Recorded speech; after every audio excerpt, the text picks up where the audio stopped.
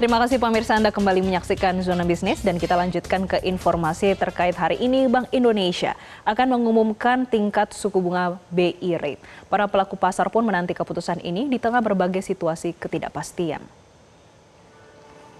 Pemirsa, sejumlah ekonom memprediksi Bank Indonesia akan menahan suku bunga acuannya atau BI Rate pada hasil rapat Dewan Gubernur atau RDG Bank Indonesia yang dijadwalkan pada 16 hingga 17 September 2025 sama dengan jadwal pertemuan The Federal Open Market Committee atau FOMC The Fed yang diprediksi masih akan memangkas tingkat suku bunganya sebesar 25 basis poin.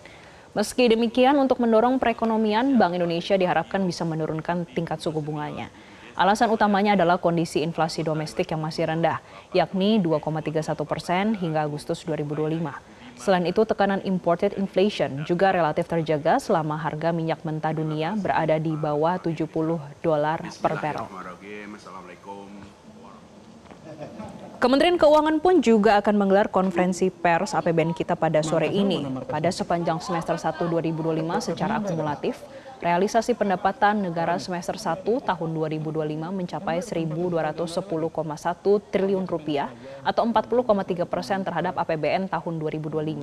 Sementara itu dari sisi belanja negara pada semester 1 tahun 2025 mencapai Rp1.407,1 triliun atau realisasinya 38,9% terhadap pagu APBN di tahun 2025 dan tumbuh 0,6% jika dibandingkan dengan realisasi belanja negara pada periode yang sama di tahun 2024.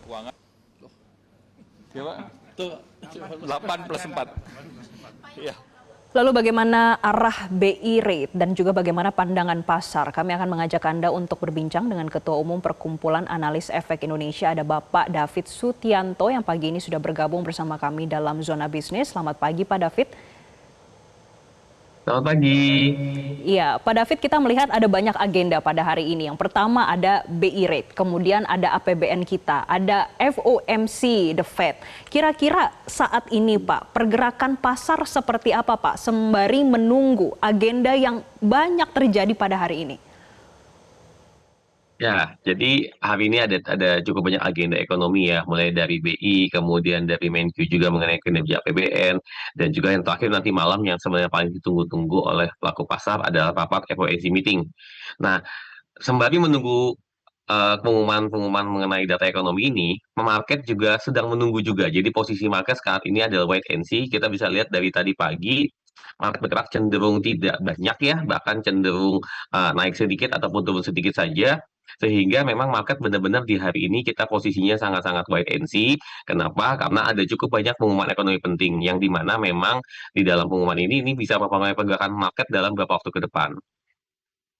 Oke, Pak David, kita menunggu terutama untuk BI Rate yang akan diumumkan pada siang hari ini. Pak, tapi kalau kita berkaca ya, untuk apa yang terjadi dalam 1 pekan hingga 2 pekan belakangan, seberapa besar ini akan mempengaruhi kebijakan BI yang diambil untuk bulan ini, Pak? Ya, jadi memang cukup banyak dinamika ya. Sepekan terakhir kita ada pergantian Menteri Keuangan, kemudian Menteri Keuangan baru juga melakukan cukup banyak terobosan. Di antaranya adalah mengeluarkan dana 200 triliun yang tadinya ada di Bank Indonesia masuk ke dalam sektor perekonomian melalui suntikan ke sektor perbankan, terutama di perbankan yang berbasis dimiliki oleh pemerintah ya. Nah, tentunya BI akan sangat adaptif dengan kebijakan ini. Makanya kita melihat mungkin nggak peluang untuk menurunkan, ada aja. Karena kenapa? Karena begitu BI Rate diturunkan, market akan bagus, market akan bergerak positif. Akan tapi saat ini dikarenakan Menteri Keuangan sudah melakukan aksi likuiditas, ada besar kemungkinan BI Rate mungkin akan ditahan dulu, sembari menunggu bagaimana The Fed nantinya. Kalau The Fed nantinya pangkas suku bunganya, maka besar juga peluang Bank Indonesia mungkin di bulan depan untuk bisa mengikuti. Tapi kalau ternyata nanti malam The Fed tidak melakukan pemangkasan, ya bank sentral kita mungkin tetap akan menahan. Jadi mungkin saat ini probabilitasnya lebih besar mereka untuk menahan. Kenapa ditahan? Karena saat ini sudah cukup banyak juga dorongan dilakukan oleh Menteri Keuangan sehingga mereka harus balance. Karena kalau BI-nya tiba-tiba menurunkan kembali, takutnya marketnya nanti juga akan merasa ini perubahannya terlalu cepat dan terlalu banyak seperti itu. Oke, jadi diprediksi BI rate ini untuk sementara masih akan ditahan di 5% setelah menurunkan 125 basis poin. Kalau kita berkaca dari September tahun lalu.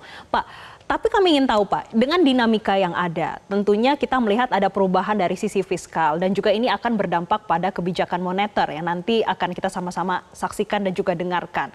Untuk kebijakan fiskal itu sendiri, bagaimana pandangan pasar Pak? Dari paket stimulus 8 plus 4 plus 5, kemudian ada penempatan uang di Himbara hingga 200 triliun rupiah. Apakah pasar ini melihat adalah hal yang positif untuk pertumbuhan dan juga fundamental perekonomian kita dalam jangka waktu pendek, menengah, dan panjang?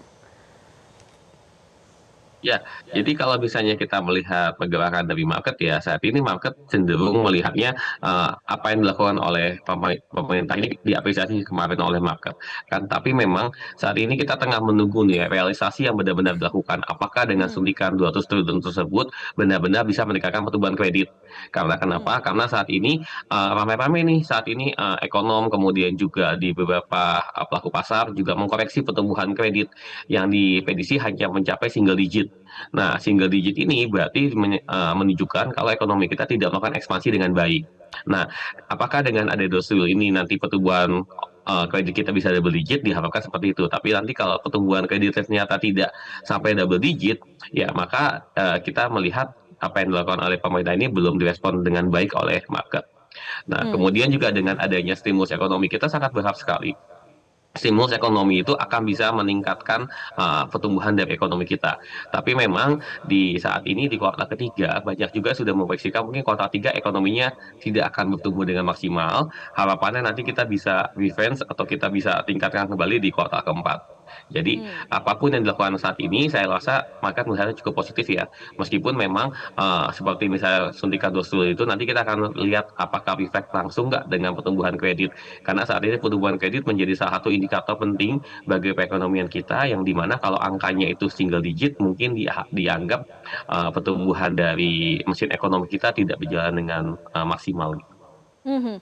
Pak, untuk pertumbuhan kredit sepanjang tahun 2025 realisasinya seperti apa dan dengan ada penggelontoran hingga 200 T, apakah ini nanti akan menguntungkan sektor perbankan?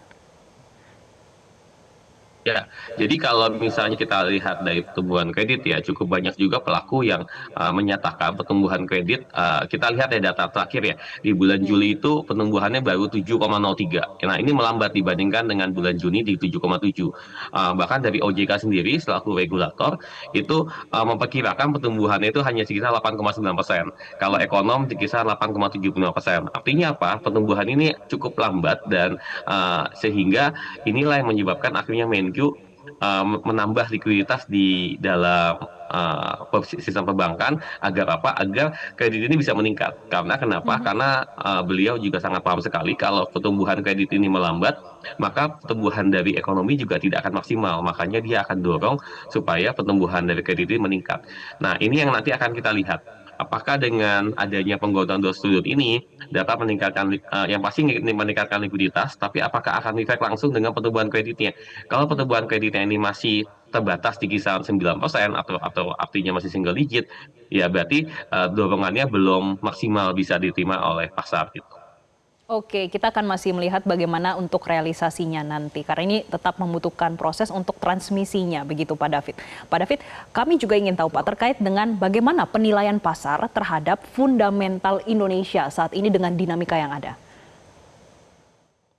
Oke, market melihatnya cukup baik ya. Jadi kalau kita melihat fundamental yang ada di Indonesia, kita harus lihat juga reflect juga dengan kondisi yang ada di global. Nah, saat ini sebenarnya kesempatan besar ada di kita. Begitu nanti misalkan The Fed menurunkan tingkat suku bunganya, maka besar juga potensi kita untuk bisa turunkan tingkat suku bunga. Nah, ini reflect juga nanti berarti kita tidak perlu harus khawatir dengan yang namanya nilai tukar karena kalau suku bunga diturunkan biasanya cenderung US dollar tidak akan menguat ya. Saat ini bisa dilihat dari indeks dolar Amerika yang sudah berada di bawah level 100 ya di kisaran 97 dan makanya saat ini rupiah juga cenderung terjaga masih di bawah 16.500. Ini menunjukkan fundamental kita yang masih kuat. Selain itu juga kita melihat Serangkaian langkah yang dilakukan pemerintah ini menunjukkan kalau pemerintah proaktif dan sadar kalau saat ini marketnya ini membutuhkan stimulus, membutuhkan Oke. dorongan agar kinerjanya menjadi lebih baik. Ini merupakan salah satu sinyal positif yang bisa ditangkap oleh market.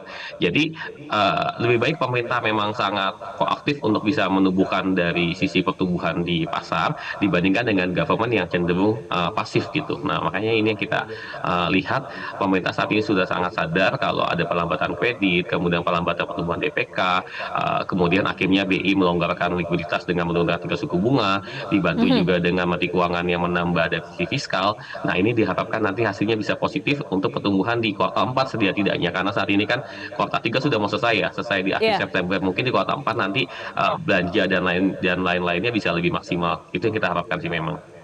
Terakhir Pak David, untuk kuartal 4, apakah ada peluang dari Bank Indonesia untuk menurunkan suku bunga acuannya? Ya, untuk menurunkan suku bunga acuan saya rasa sangat-sangat terbuka ya, apalagi kalau kita melihat pertama indikator dasarnya itu inflasi kita masih stabil dan cenderung turun. Kemudian kalau kita lihat benchmark di luar negeri, memang saat ini The Fed dan bank sentral dunia lainnya sedang aktif menurunkan tingkat suku bunga. Kalau itu memang terjadi ya, misalnya The Fed sudah menurunkan nanti malam, maka sangat terbuka sekali di bulan depan Bank Indonesia juga mungkin akan mengikuti langkah The Fed untuk bisa menurunkan kembali. Nah, ini yang kita harapkan akan terjadi karena kalau suku bunga turun, maka pertumbuhan ekonomi akan bisa lebih tinggi, Mhm. kredit juga bisa akan meningkat dengan lebih baik, dan pada akhirnya kita juga merasakan ekonomi kita akan bergerak dengan lebih baik. Nah, ini yang kita harapkan. Kalau memang ruangnya itu sangat-sangat terbuka sekali, apalagi kalau nanti malam The Fed-nya akhirnya pangkas the Fed rate, Baik. sehingga itu memberikan keleluasan bagi Bank Indonesia untuk juga ikutan menurunkan. Baik, terima kasih Ketua Umum Perkumpulan Analis Efek Indonesia Bapak David Sutianto sudah bergabung bersama kami dalam program Zona Bisnis. Jelajahi cara baru mendapatkan informasi. Download Metro TV Extend sekarang.